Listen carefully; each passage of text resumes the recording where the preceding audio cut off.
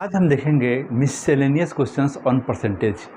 Percentage के basics हम समझ चुके हैं और अब देखेंगे कि परसेंटेज पे कुछ ऐसे फ्रिक्वेंटली आस्क्ड क्वेश्चंस जो हमेशा पूछे जाते हैं, बैंक्स में भी पूछे जाते हैं, एसएससी में पूछे जाते हैं, रेलवेज में पूछे जाते हैं, यूपीएससी में और स्टेट पीसीएस में भी पूछे जाते हैं क्वेश्चंस। कुछ ऐसे क्वेश्चंस हैं जो हमेशा रिपीट होते हैं क्वेश्चंस परसेंटेज पे। आज हम उन्हीं का स्टडी करें। जैसे अक्सर हाँ हम सुनते हैं दुकानों में सेल लगा होता है कि इतना परसेंट सेल है, इतना परसेंट सेल है। तो वो क्या करते हैं कि सेल लगाते हैं तो उसमें हमें डिस्काउंट देते हैं।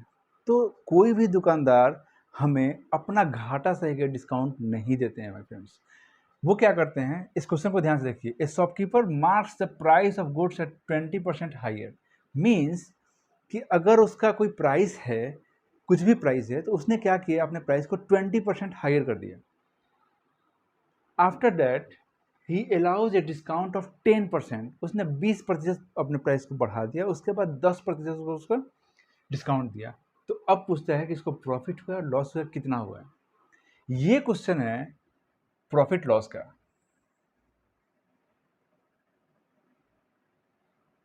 इसमें परसेंटेज का कॉन्सेप्ट यूज होगा इसमें, ठीक है। सबसे मेन कॉन्सेप्ट है, अगर परसेंटेज का कोई भी क्वेश्चन है और उसमें हमें ये चीज़ ध्यान देना है, अगर कुछ भी चीज़ अननोन है तो सीधा उसको हमें 100 मानना है। क्या मानना है? सीधा 100 मानना है। इस क्वेश्चन में अप्रोच हम ऐसे ही करेंगे। ए shopkeeper marks the prices of goods. उसने किसी सामान का प्राइस को 20% हायर किया, ठीक है। तो हम इसको मान लेंगे कि उस प्राइस, गुड्स का जो प्राइस था वो 100 था। फिर उसने बोला स्टेप वाइज स्टेप हम क्वेश्चन सॉल्व करेंगे। स्टेप वाइज स्टेप क्या है? पहले उसने क्या किया कि 20% उसको हायर किया। मीन्स 100 पे उसने 20% उसने एक्स्ट्रा जोड़ दिया। मीन्स 100 जोड़ 100 गुना 20/100। ये 100 से 100 कट गया, मीन्स 120। कहने का मतलब ये है कि उसने 100 रुपए के गुड्स को उसका दाम 120 कर दिया उसने।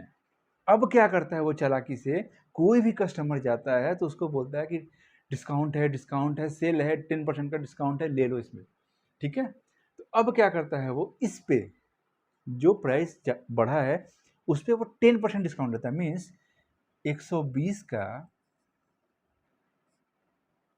इसमें से वो कहता है कि 10% छूट है, ठीक है। एक जीरो से एक जीरो गया, एक जीरो से एक जीरो गया, मीन्स ये हो गया 120 माइनस 12, 108 रुपये। उसने कितने में खरीदा था? 100 रुपये में। कितने में बेचा? 108 रुपये में। फिर भी उसको क्या है, 8 रुपये का फायदा, मीन्स 8% का उसको प्रॉफिट हुआ।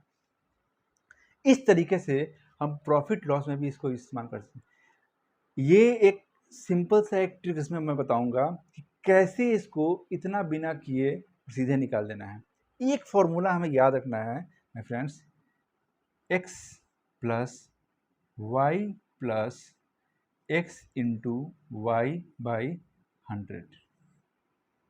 ये फॉर्मूला अभी मैं दिखाऊंगा कैसे कैसे क्वेश्चंस पे अप्लाई होता है और विद इन थोड़ी देर के अंदर ये सारा आंसर आ जाता है हमारा, ठीक है। तो अब हम क्या करेंगे, x क्या है यहाँ पे, जो पहला हमें बोला गया या तो हायर है तो प्लस लिखेंगे, अगर उसमें कुछ डिस्काउंट होता है मतलब माइनस होता है तो इसको माइनस करेंगे। x क्या है, x मान लें क्या, ये 20, सपोज 20। y प्लस ये हमें बोल रखा है discount off 10%। Discount off 10% means कम हो रहा है ये, तो y के बदले क्या लिखेंगे, -10 plus x into y 20 into -10 into divided by 100। ये हो गया 10, ये हो गया -2 मीन्स 8%। ये एक सिंपल सा फॉर्मूला है। ये फॉर्मूला बहुत सारे क्वेश्चंस पे अभी मैं दिखाऊंगा कैसे इस्तेमाल करते हैं इसको। ये हो गया, अगर ये ट्रिक मिस कर गए तो इस तरीके से निकाल सकते हैं। परसेंटेज के किसी भी क्वेश्चन में हमें हमेशा 100 ही मानना है, और 100 ही मानने पे आसानी से आंसर आ जाएगा। नहीं तो ट्रेडिशनल मेथड है आपका, प्राइस मान लिया x है, x के बाद उसको 20% बढ़ाया गया तो x प्लस एक्स इंटू 20/100, ये हो गया 1.2x। उसके बाद इसको माइनस किया 1.2x इंटू 10/100, इस तरीके से निकालोगे। ये बहुत लंबा पड़ेगा। कोई भी परसेंटेज का क्वेश्चन है, सीधा मान लो जो भी अननोन है उसको 100 मान लो, 100 मानते ही आंसर तुरंत आएगा। ये सब्जेक्टिव अप्रोच है, ये सीधा निकाल देने का मेथड है। इसका इस्तेमाल अभी मैं इस कंपाउंड इंटरेस्ट वाले पे करूंगा। कंपाउंड इंटरेस्ट, चक्रवृद्धि ब्याज जिसको कहते हैं। चक्रवृद्धि ब्याज क्या है? जैसे इस साल अगर 10% का ब्याज लगा तो ब्याज की राशि मूलधन में जुड़ जाती है और उस पर भी ब्याज लगता है, अगले साल उस पर भी ब्याज लगेगा। ठीक है, तो इसमें क्या करेंगे ये देखिए, 1000 borrowed at CI at the rate 10% per annum, 10% के हिसाब से 1000 रुपये उधार लिया गया। ये कंपाउंड इंटरेस्ट का क्वेश्चन है, इसमें भी हम ये मेथड यूज करेंगे अभी। ठीक है, तो इसमें क्या है, पहले साल 10% का इंटरेस्ट है, दूसरे साल भी क्या है 10% का इंटरेस्ट है। तो एक तो फॉर्मूला हमारे पास होता है कि चलो ठीक है, 1000 इंटू 1 प्लस 10/100 की पावर r, ये हो गया 2। ये ट्रेडिशनल मेथड है। इस फॉर्मूले का इस्तेमाल हम ऐसे करेंगे, जैसे सपोज ये पहले साल का x है 10 और y है 10, तो 10 प्लस 10 प्लस 10 इंटू 10/100 मीन्स ये हो जाएगा 10 जोड़ 10 जोड़ 1, 21%। मीन्स नेट इंक्रीमेंट जो है वो 21% है। नेट इंक्रीमेंट क्या है 21%। अब सीधा 1000 का 21% निकाल दो, 21% निकाल दो, ये हो जाएगा 210 रुपये।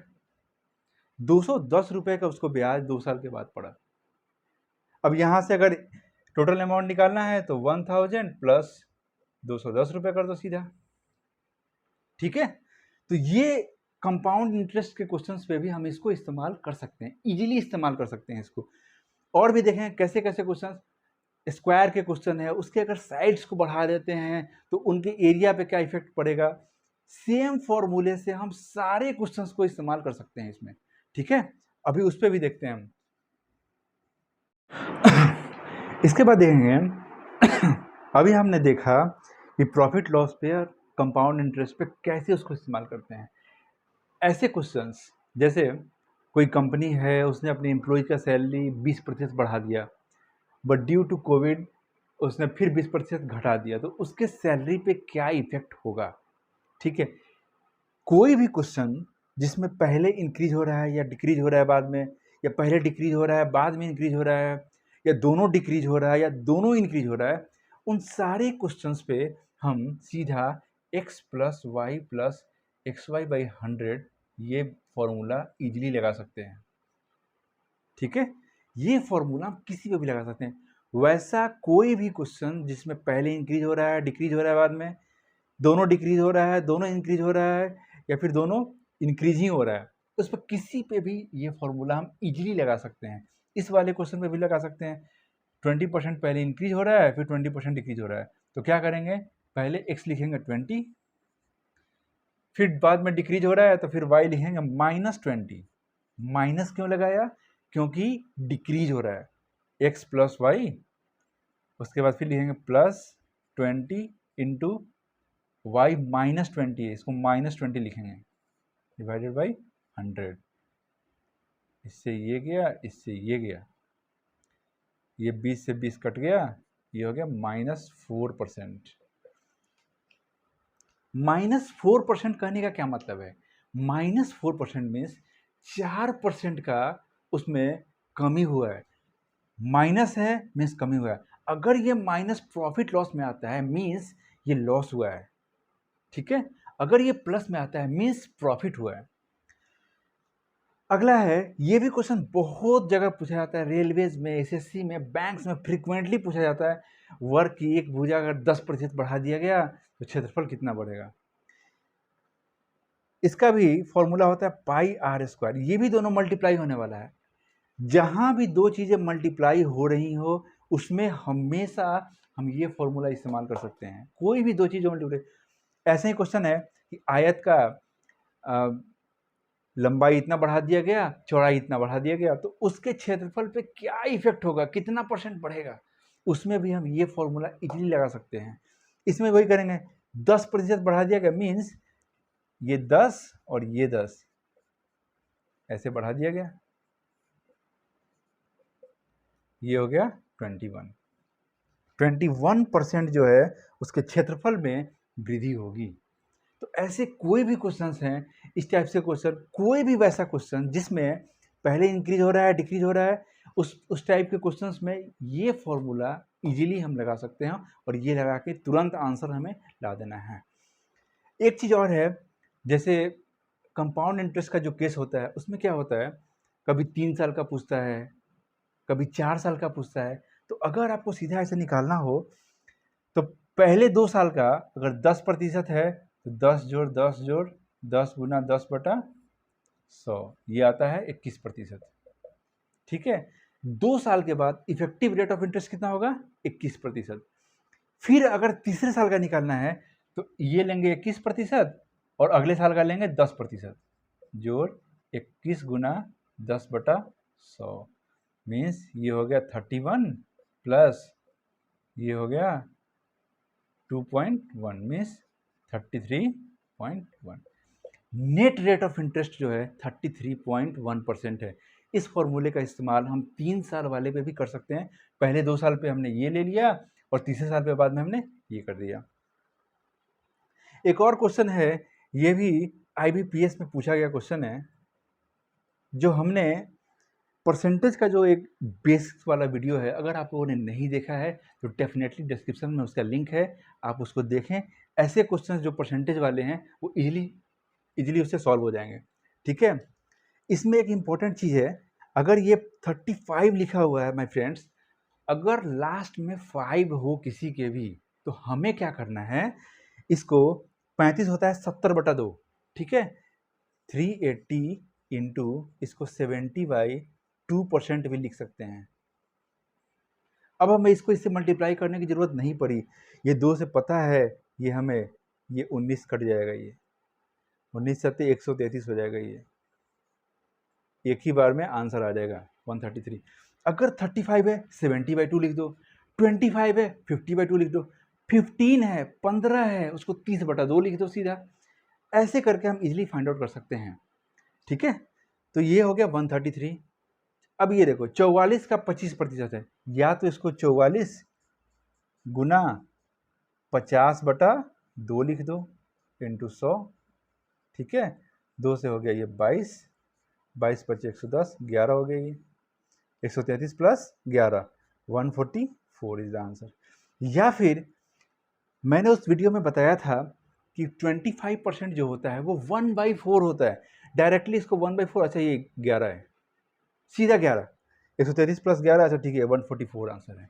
ठीक है, अगर आपको इस वीडियो में थोड़ा सा भी आपको अगर समझ में आया हो तो डेफिनेटली लाइक एंड सब्सक्राइब जरूर करें।